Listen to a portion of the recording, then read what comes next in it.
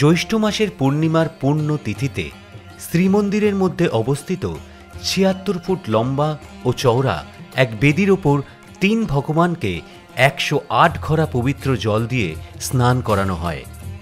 এই পূর্ণিমা তিথির আর এক নাম দেবস্নান পূর্ণিমা বা স্নান পূর্ণিমা।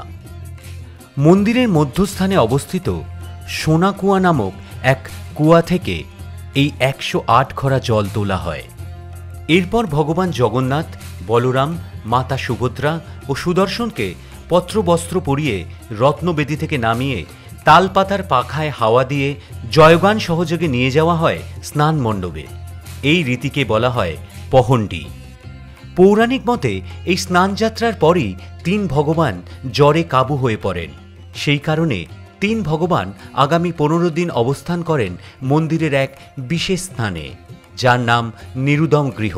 এই ১৫ দিনের জন্য মন্দিরের মূল দুয়ার বা দরজা বন্ধ থাকে এবং ভক্তরা ভগবানের দর্শন পান না। এই সময়কালকে বলা হয় অনসরকাল। বলা হয় যেহেতু স্নানযাত্রার দিন ভগবানকে বিপুল পরিমাণ জল দিয়ে স্নান করানো হয়, তাই তার শরীরের উজ্জ্বলতা কমে যায় এবং তিনি তার ভক্তদের এই অঙ্গরাগবিহীন দেহ নিয়ে দর্শন দিতে চান না।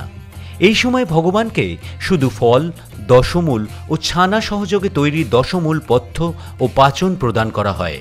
১৫ দিন পর অনসরকালের শেষে ৩ ভগবানকে নতুন অঙ্গরাগ ও সাজসজ্জার সহিত সজ্জিত করা হয় এবং ভগবান ভক্তদের আবার দর্শন দেন।